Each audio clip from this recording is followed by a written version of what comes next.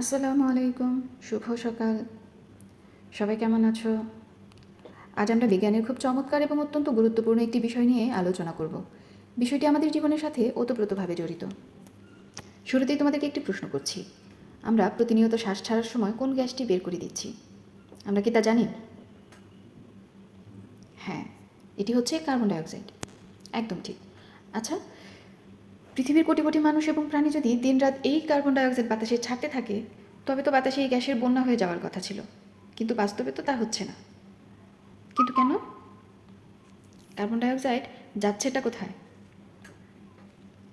এর উত্তর লুকিয়ে আছে প্রকৃতিরই এক নিখুঁত পুনর্ব্যবহার বা রিসাইক্লিং প্রক্রিয়া। আর একেই আমরা বলছি কার্বন চক্র। আজ আমরা এই চক্রকে নিয়ে বিস্তারিতভাবে জানব।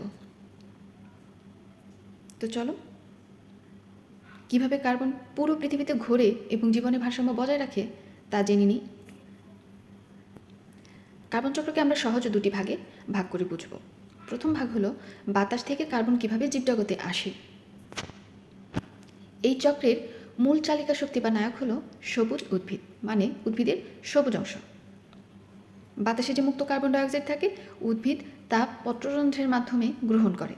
এরপর সূর্যের আলো এবং ক্লোরোফিলের উপস্থিতিতে সালোক সংশ্লেষণ নামক প্রক্রিয়ায় নিজের খাদ্য নিজেই তৈরি করে।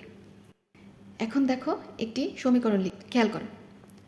বাতাসের অজৈব কার্বন এবং উদ্ভিদের তৈরি গ্লুকোজ বা শর্করার মধ্যে জৈব পদার্থ বা জৈব কার্বন হিসেবে বন্দী হলো।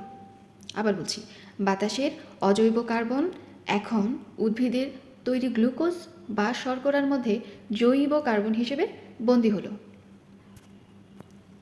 এইবার আসি আমরা দ্বিতীয় ধাপে। এটি হচ্ছে খাদ্য শৃঙ্খল।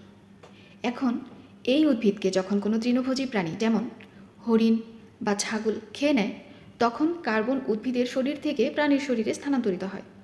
আবার মাংসাশী প্রাণী যেমন বাঘ যখন তৃণভোজী প্রাণীকে খায়, কার্বন সেখানে চলে যায়। এভাবে খাদ্যের মাধ্যমে কার্বন পুরো জীবজগতে ছড়িয়ে পড়ে।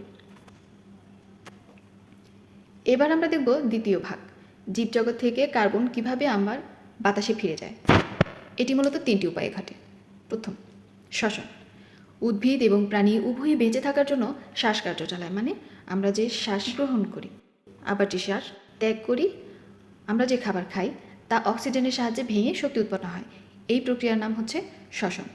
শ্বসনের ফলে উপজাত বা বাই প্রোডাক্ট হিসেবে কার্বন ডাইঅক্সাইড তৈরি হয়, যা আমরা শ্বাসের সাথে বাতাসে ছেড়ে দিচ্ছি। 2 নম্বর উপায় হচ্ছে পচন। কোনো গাছপালা বা প্রাণী যখন মারা যাচ্ছে, তখন মাটি ও পানির নিচে থাকা বিভিন্ন অণুজীব যেমন ব্যাকটেরিয়া, ছত্রাক ইত্যাদি তাদের শরীরকে পচিয়ে ফেলে। এই বিয়োজন প্রক্রিয়ার ফলেও কার্বনের একটি বড় অংশ গ্যাস হিসেবে বাতাসে ও বিভিন্ন উপাদান হিসেবে মাটিতে মিশে যায়। 3 নম্বর উপায় হচ্ছে জীবাশ্ম জ্বালানি ও দহন।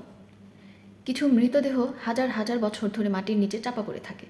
প্রচণ্ড তাপ ও চাপে এগুলো পচে না গিয়ে কয়লা, খনিজ তেল মানে পেট্রোলিয়াম এবং প্রাকৃতিক গ্যাসে পরিণত হয়। একে বলি আমরা জীবাশ্ম জ্বালানি।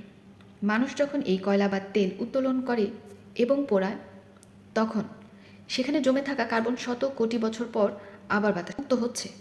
প্রকৃতিতে কার্বনের এই আসা এবং যাওয়ার হিসাবটা হাজার বছর ধরে একদম একই রকম চলমান ছিল। কিন্তু বর্তমান যুগে আমরা মানুষের এই চক্রে ভারসাম্য মারাত্মকভাবে নষ্ট করে ফেলেছি। কিভাবে করেছি কেউ বলতে পারবে? ঠিক, কারখানার ধোঁয়া আর গাছ কাটার মাধ্যমে। চমৎকার বলেছ। আমরা মূলত দুটি বড় ভুল করছি। গাড়ি, কলকারখানা এবং বিদ্যুৎ উৎপাদনে আমরা মাত্রাতিরিক্ত জীবাশ্ম জ্বালানি পোড়াচ্ছি, ফলে বিপুল পরিমাণ কার্বন ডাইঅক্সাইড বাতাসে যোগ হচ্ছে। অন্যদিকে আমরা নির্বিচারে গাছ কেটে ফেলছি। গাছ কমে যাওয়ার কারণেও বাতাস থেকে কার্বন ডাইঅক্সাইড শোষণ করার প্রাকৃতিক ক্ষমতা কমে গেছে। এর ফলে বাতাসে কার্বন ডাইঅক্সাইডের স্তর হয়ে যাচ্ছে পুরু। এই গ্যাসটি একটি কম্বলের মতো কাজ করে। এটি সূর্যের তাপকে পৃথিবীতে আসতে থাকে, কিন্তু প্রতিফলিত হয়ে মহাশূন্যে ফিরে যেতে দেয় না। একে বলে গ্রিন হাউস প্রভাব। আর এর কারণে আমাদের পৃথিবীর তাপমাত্রা দিন দিন বেড়ে যাচ্ছে, যাকে আমরা বলছি বৈশ্বিক উষ্ণতা বা গ্লোবাল ওয়ার্মিং। এর ফলে মেরু অঞ্চলের বরফ গলছে এবং জলবায়ুর মারাত্মক পরিবর্তন ঘটছে। তাহলে আজকের আলোচনা থেকে আমরা কী শিখলাম? কার্বন চক্র কেবল একটি বৈজ্ঞানিক প্রক্রিয়া নয়, এটি পৃথিবীর তাপমাত্রা ও জীবন বাঁচিয়ে রাখার মূল চাবিকাঠি। এই চক্রকে সচল ও নিরাপদ রাখতে আমাদের কী করা উচিত ছিল? আমাদের বেশি করে গাছ লাগানো উচিত ছিল। আমাদেরকে বেশি বেশি গাছ লাগাতে হবে এবং কার্বন নিঃসরণ কমাতে হবে। তোমাদের জন্য কিছু কুইজ রয়েছে, আমি বলছি। কার্বন চক্রের কোন ধাপে বাতাস থেকে কার্বন শোষিত হয়?